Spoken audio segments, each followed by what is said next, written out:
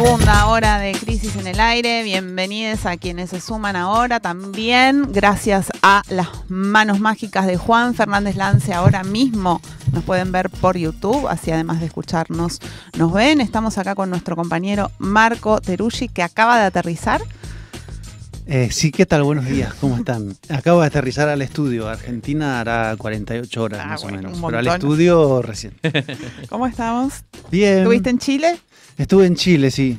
Primero que nada, celebrar la sensación climática que estamos viviendo. Me parece muy agradable ver los árboles que entran en su dimensión primaveril, lo cual me pone contento, un poco más que las realidades que nos rodean. Pero bueno, tenía ganas de charlar.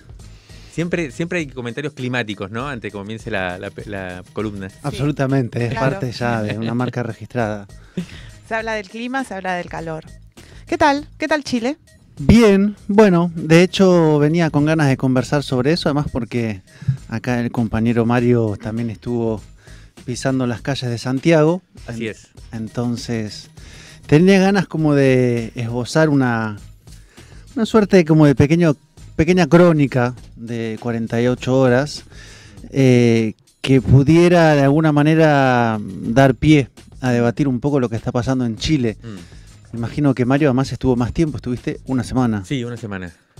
Así que sí, está bueno para conversar. La verdad que es una realidad que en espejo también con lo que nos pasa en Argentina, y supongo que tendrá que ver también con lo que está pasando en América Latina, nos sirve para tomar un poco de distancia, pero a su vez conocer algo de lo que nos está pasando también. Exacto. Entonces, si les parece, empiezo por el inicio, valga la evidencia de la frase, que es presentar un poco por qué fuimos a Chile. Cada uno fue por sus vías diferentes, pero todas quienes estábamos ahí estábamos convocados por los 50 años del golpe de Estado a Salvador Allende, una fecha muy importante, medio siglo, por lo que representó para Chile, porque fue el fin de la experiencia de la Unidad Popular, del gobierno de Salvador Allende, porque fue el inicio de una experiencia dictatorial de 17 años, con una serie de violaciones de derechos humanos, ahora vamos a hablar de eso, y la instalación como hora cero del modelo neoliberal, no solo en Chile, sino en América Latina y también a nivel mundial. Entonces, había una suerte como de alta expectativa, diría yo, de alguna manera, respecto a qué íbamos a ver, qué iba a pasar, qué se iba a decir, mucho peso, mucha carga histórica. Y en realidad las actividades estuvieron divididas en dos partes, en realidad tres si se incluye a donde estuvo Mario, que fue primero las actividades que organizó Daniel Jadwe en el municipio de La Recoleta, pero yo tomando el domingo y lunes, que fueron las 48 horas principales, voy a contar un poco lo que vi, lo que pasó y lo que me despertó. ¿Por qué? Porque el domingo fue la gran marcha. El domingo era 10 de septiembre, pero siempre se hace la marcha el domingo como antes, una vigilia. Sería. O imagino posterior al 11, ¿no? Que fue una marcha, primero detalles que no tienen mucha importancia, pero no importa, que empezó muy temprano, a las 9:30 de la mañana, lo cual es algo como novedoso marchar a esa hora, en particular cuando la represión empieza como a las 10:30 de la mañana, digamos, que uno todavía está intentando comprender qué está pasando, porque fue una marcha grande que hizo un recorrido habitual, que es pasar por el Palacio de la Moneda e ir hasta el Cementerio General en La Recoleta. Allá La Recoleta es una zona popular, digo, porque acá Recoleta suena a la antítesis de eso. Y eso es un recorrido habitual, ¿no? Y en este caso tuvo varias particularidades. La primera es que cuando la marcha pasó adelante del Palacio de la Moneda, Gabriel Boric se sumó. Hubo una imagen de Gabriel Boric acercándose a la cabecera de la marcha. Pero también en ese momento ya hubo una serie de, vamos a llamarle acciones directas contra el Palacio de la Moneda, lo cual dio pie al inicio de una represión que duró cerca de 3-4 horas de forma interrumpida, ¿no? Avanzaba la marcha, se detenía, represiones, gases, chorros hidrantes, con todo lo que eso tiene, digamos, para una movilización, para uno que no puede respirar, para la desorganización, para el clima que se va generando, hasta que finalmente logramos llegar al cementerio, donde está Salvador Allende, además de Víctor Jara, además de un memorial por los desaparecidos, donde también entraron los carabineros al cementerio con sus tanquetas, y ahí hubo represión adentro del cementerio. Yo estaba ahí en la tumba de Salvador Allende, que es una tumba muy alta, con mucha gente que leía poesía, hacía música y de repente caían gases lacrimógenos, digamos, ¿no? Cosa que a la gente no le sorprendía, que era lo que a mí me sorprendía, como, che, nos están reprimiendo. Un gobierno progresista, heredero. Claro, primero la situación del cementerio, Claro. que yo nunca había estado primero en una marcha que terminara en un cementerio, esta idea de Claro. ir atacando las tumbas de tus enemigos, pintándolas, acusándolos, y después ser reprimido y que se dé una suerte de batalla campal entre mausoleos, y ¿no? O sea, es como Claro. correr evitando gases y a su vez intentar no pisar los muertitos. Bueno, yo en mi caso intentaba con tampoco, bueno, un mínimo de respeto. Entonces ahí, bueno, la primera situación era una represión en un cementerio bajo un gobierno progresista. Y ahí, Y claro, en semejante aniversario, además, ¿no? en Como lo semejante que se está aniversario. conmemorando. Ahí yo creo que primero se vieron dos cosas. Por un lado, digamos, una marcha dividida en dos internamente en el orden de lo político. Un sector que reivindica, que es parte del actual gobierno y su coalición, y un sector que para nada, digamos, que tenía canciones tanto contra Pinochet como contra Gabriel Boric y toda la historia democrática que hay en el medio de Chile. Y ahí se vio muy claramente, digamos, un puente, por lo menos, no sé si dinamitado, pero muy roto entre la expresión del gobierno, sus aliados como el Partido Comunista, y estos otros sectores de izquierda. En segundo lugar, la acción directa, que en Argentina hace mucho que la acción directa no está en el repertorio muy habitual de las organizaciones, ¿no? Esta idea de lanzar piedras, hacer acciones frontales, ir, digamos, al choque. Acá es algo que desde hace un tiempo no es parte, me parece a mí, salvo algunas expresiones tal vez, de lo que se suele hacer. Allá sí. Así como es tan habitual que los carabineros empiecen a reprimir a mansalva con agua contaminada, con gases lacrimógenos, con químicos adentro. Y esta idea del gobierno de mostrarse, y esto es un gran debate, como el que mantiene el orden. Ujú. Yo soy el gobierno, yo puedo garantizar el orden y me opongo a la violencia, venga de donde venga. Entonces ya ese domingo termina con esa sensación más que amarga, gasificada, digamos, ¿no? De, bueno, acá hay muchas cosas que debatir. El domingo en la noche hubo una gran acción, actividad frente al Palacio de la Moneda, con centenares o miles de mujeres con velas, Mujeres por el Nunca Más, que fue muy impactante, muy Esa emocionante. circuló bastante, ¿no? Un video bastante emotivo. Sí, sí, fue muy emotivo, fue muy fuerte, todo era muy fuerte, una carga realmente muy importante. El lunes fue el acto oficial en la mañana, que fue un acto oficial. Es decir, primero fue en la parte de atrás del Palacio de la Moneda, que había una gran instalación como de unas carpas muy grandes, que estaba previsto por si lloviera. Hubo presidentes invitados, estuvo Luis Arce de Bolivia, estuvo Andrés Manuel López Obrador de México, Gustavo Petro de Colombia, personalidades referentes, destacadas como Estela de Carlotto, el Pepe Mujica. De hecho, entre los más aplaudidos de afuera estaba el Pepe y Estela. Un conjunto de invitados nacionales y yo diría un cordoncito de gente alrededor del acto. Pongo el cito. O sea, uno salía de las vallas y atrás había un pasto vacío, digamos, ¿no? Y la pregunta era, bueno, pero ¿por qué no habrán hecho un acto, no sé, no digo de masas, pero por lo menos de plaza llena, que terminara, que hubo música, pero abriendo todo eso al ingreso de la gente? No, fue un acto realmente en términos de gobierno oficial.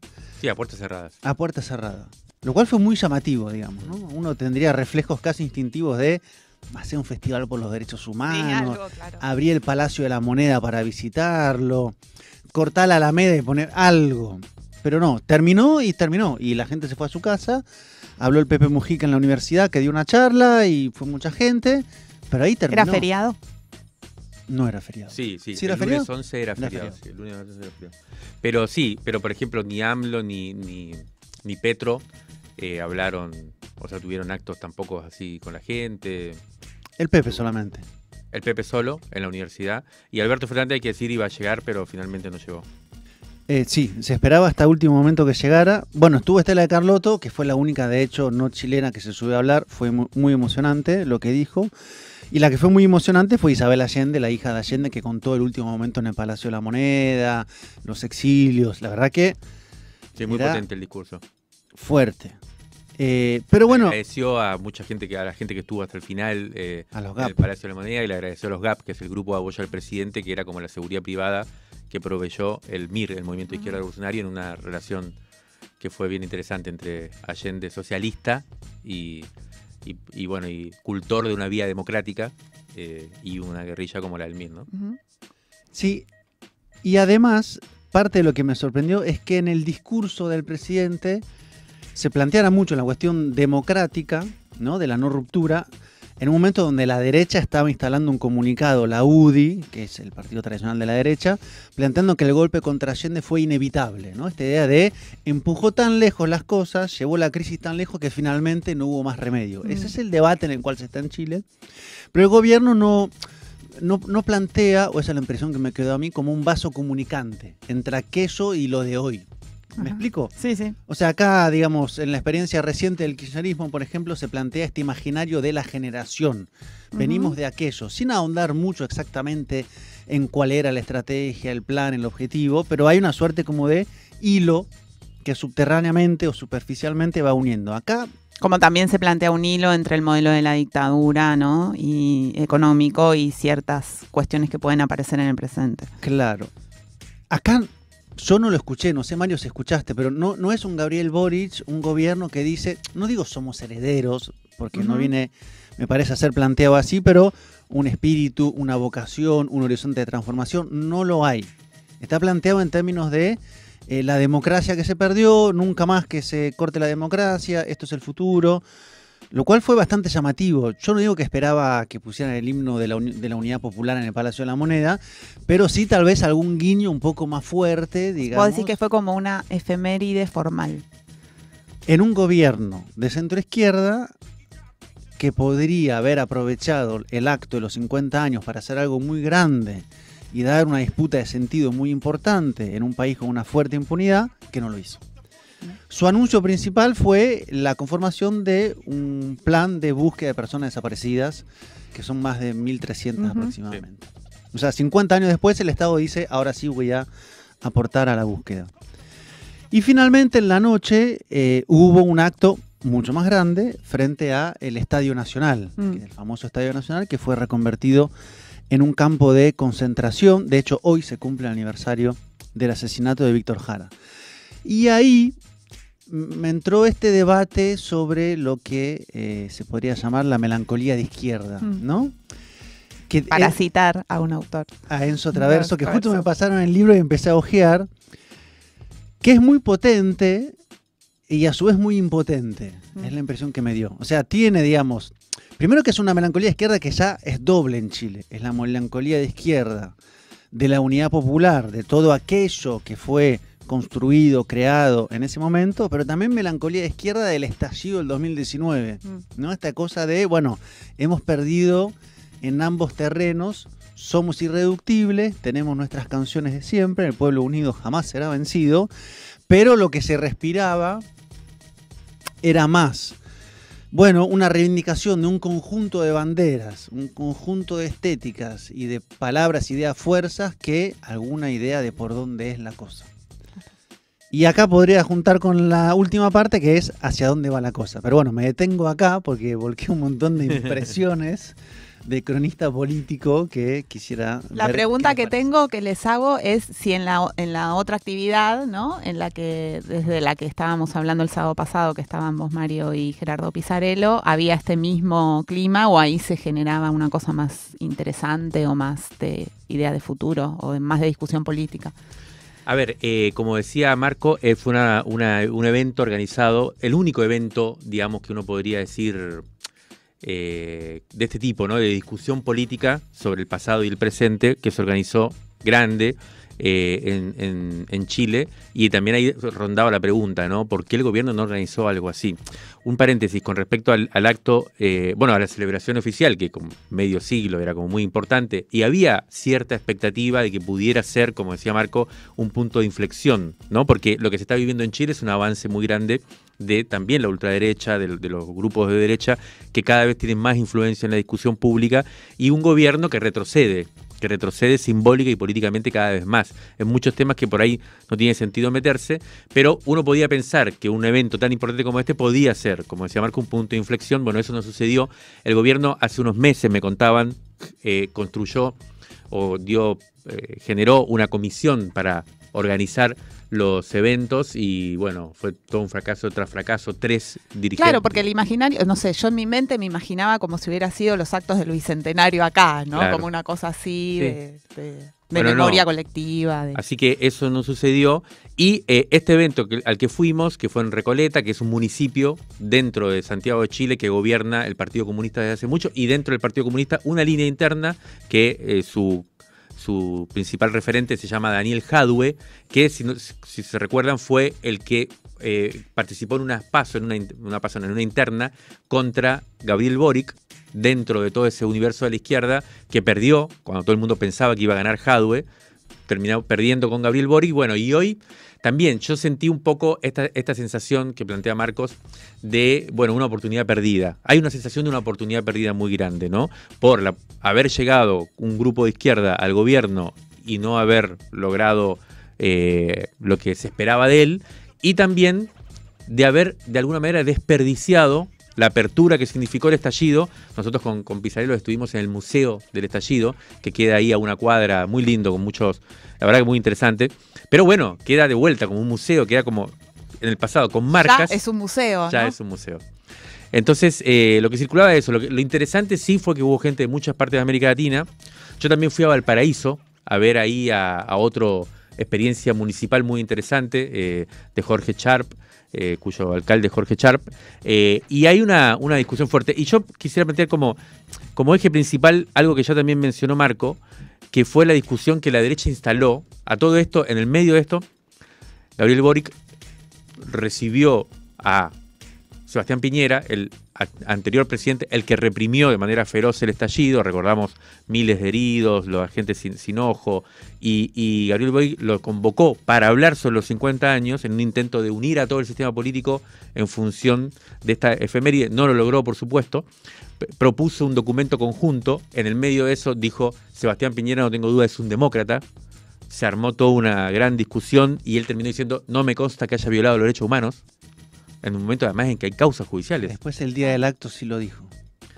Lo dijo. El lunes Bueno, en la mañana. y la gran discusión que se generó a partir de este intento de generar una unidad del sistema político fue el enunciado de la derecha, que fue: sin Allende no hubiera habido Pinochet. Y esto fue lo que un poco lo que decía Marco, ¿no? Ujú, Ojo que también la Unidad Popular y Allende tienen culpa de lo que pasó. ujú. Un enunciado tremendo, ¿no? Frente al cual no parece haber una posición. Se me ocurren muchos hilos para la discusión que está habiendo acá Exactamente. en la Argentina sobre los 70, ¿no? Exactamente. Bastantes, pero, y retomo, sigo, así como el gobierno no se plantea como unido por un hilo, una voluntad, una memoria con la experiencia de Allende, es la impresión que me da, tampoco lo hace con el estallido, digamos. Tiene una relación difícil con el estallido del gobierno. Y me parece a esta altura que aquel sector más activo de izquierda en el estallido, que fue un fragmento del estallido, y el gobierno, entre ambos ya nadie busca al otro, digamos, ¿no? Digamos, Gabriel Boric está a la defensiva, está intentando siempre que es capaz de gobernar, más que de transformar, me parece. Lo del acto fue eso. Yo le preguntaba a compañeros de Frente Amplio: che, pero ¿por qué no hicieron otra cosa? ¿No? Y esta idea de, bueno, lo timorato, el miedo, la defensiva, ¿no? El pisar en falso, mejor empatar que ver si podemos ganar algo, ¿no? Esta sensación de fragilidad de un gobierno muy joven en todo sentido, que está además en un momento difícil, no solamente por este conjunto de episodios que pasaron, sino porque en diciembre se vota el nuevo texto constituyente. Que lo está redactando con mayoría el Partido Republicano, que es el partido de José Antonio Kast, y que se prevé la posibilidad de que sea rechazado. Yo pensaba en un momento que el partido de Kast iba a ser, no sé si inteligente, pero redactar un texto que sea aprobado, como para decir: nosotros destrabamos esto.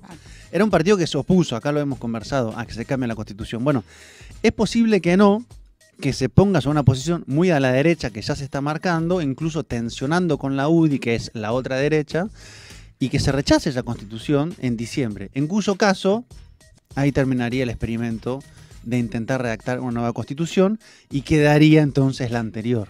Es decir, hubo... El 80, que es de La de Pinochet. Pinochet. Exacto. Hubo en un tiempo muy corto, del 19 hasta la fecha, una cantidad de acontecimientos, primero de avance, cuestionamiento, digamos, impugnación al orden y luego de recomposición de ese orden acelerado que es vertiginoso, digamos, ¿no? Y los dos sectores principales, aquel que está expresado en el gobierno, que es el Frente Amplio, el Partido Comunista, más todos los del Partido Socialista que ingresaron a los puestos claves, no sabe muy bien qué hacer. Y aquel sector que quedó por fuera, de izquierda, tampoco sabe muy bien qué hacer. Esa es la impresión con la cual yo me quedo, ¿no? Que es una impresión difícil porque es cuánto que había, qué difícil que está haciendo saber hacia dónde conducir eso. Y yo creo que el gobierno además tiene un poco un síndrome acá conocido en Argentina, que es el de la impotencia política, digamos, ¿no? Esta idea de, bueno, no sabe muy bien para dónde va, tiene temor al conflicto, intenta en permanencia demostrar que es capaz de garantizar el orden, y bueno, por el momento me parece que no satisface ni por un lado ni por el otro, ni para la gente que no es ni de izquierda ni de derecha, que quiere respuestas muy concretas. ¿Cómo es la situación económica? Debería estudiarla más a fondo, pero diría que no es la óptima. Y me parece que es parte de las quejas que se están viendo aguas abajo, pero creo que el tema principal es el tema de la inseguridad, por lo menos el que ha sido instalado, que tiene que ver desde la inseguridad en los barrios a cómo se hizo una amalgama entre inmigración e inseguridad. Inmigración desde los países andinos sería. Y Centralmente Venezuela. Ah, de Venezuela. Centralmente venezolano.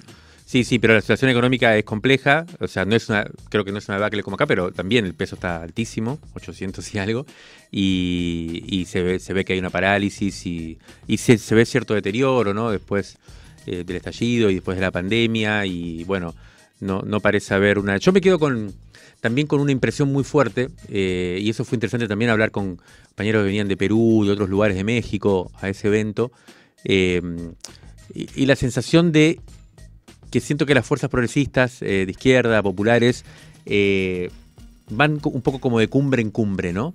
Y tienen un gran problema, que es tenemos un gran problema, que es el de no haber, el de haber, de alguna manera, desconectado de ese anhelo popular, ¿no? De esa necesidad popular de encontrar algún tipo de horizonte que no se está pudiendo generar, ni cuando se llega al gobierno, no se está pudiendo solucionar las cosas de fondo, estructurales que hacen al malestar y a la infelicidad popular, ni tampoco a nivel discursivo, porque como quedan en el gobierno, quedan más bien defendiendo un status quo que es medio indefendible, y entonces eso le da toda la iniciativa y todo el margen a la ultraderecha incluso para expresar un poco lo que está pasando acá.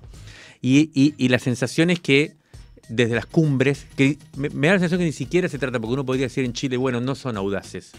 Bueno, se fueron al centro. Bueno, quizás viendo lo que vos decís también de otra izquierda, que aparece un poco más dura, un poco más como con más voluntad, digamos, de transformación, pero quizás muy anclado en lo anterior, me parece que el dilema de fondo es que, y en Chile se ve muy claro, emergió con mucha fuerza un pueblo con demanda de transformación, pero es un pueblo que habla un lenguaje que quizás no entendemos. Es un pueblo, yo lo llamaría mal y pronto, neoliberal. Entonces, ¿cómo se construye un proyecto político emancipador en estas condiciones de emergencia de un sujeto que ha sido modificado, ¿no? de una manera muy fuerte por la lógica del mercado, ¿no? Qué linda palabra, la palabra cumbre, más allá de la cumbre como evento político, la cumbre, sí. Acuerdo, hay todo un debate sobre cuál es ese sujeto que se movilizó, los grados de neoliberalismo en un país que fue modelo en ese proceso. Y finalmente la otra, digamos, imagen, y acá lo hemos debatido y me parece que es parte de los debates, es que si hay una voluntad de modificar un orden, que es muy difícil, que implica confrontar, que tiene memorias muy pesadas, como en este caso, y hacerlo desde solamente los palacios y los salones es muy difícil. Entonces, yo lo veo a Gustavo Petro en Colombia y lo veo ante las adversidades convocando a la gente a movilizarse. Lo veo a Andrés Manuel López Obrador y lo veo en las festividades, porque hay menos dificultades convocando a la gente. Veo un ejercicio de calle, palacio, palacio, calle, que no soluciona, no es la fórmula mágica, no es que eso abre y destrabe los grandes problemas, pero sí hay una dinámica de un gobierno que va a buscar ahí, que se referencia ahí, que busca en ese imaginario, que convoca. Acá no. Y por eso el tema principal de si la derecha es como es en Chile, que reivindica pinochetismo en todas sus fracciones, si es la cuna del neoliberalismo, si Pinochet se murió casi de pie, Bueno, y hubo un estallido, hubo un sujeto movilizado con un sector de izquierda, muchos imaginarios neoliberales, demandas, anhelos, basta, cambio. Es paradójico que un gobierno esté encerrado adentro de un palacio con alianzas cada vez más difíciles para intentar transformar la realidad. No se augura que vaya a irle muy bien en lo que sigue. No quiero ser pájaro de mal agüero, pero así como están planteadas las cosas, yo espero equivocarme, porque si no es eso, y ya lo dicen varios compañeros, lo más probable es que pase un avance de la extrema derecha, lo cual ya pasa a ser un desenlace casi clásico. Gracias, Marco, por este momento. Mundo en Crisis en el Aire. Nos encontramos seguramente el sábado que viene acá mismo. Sí, claro. No te pares frente a mí.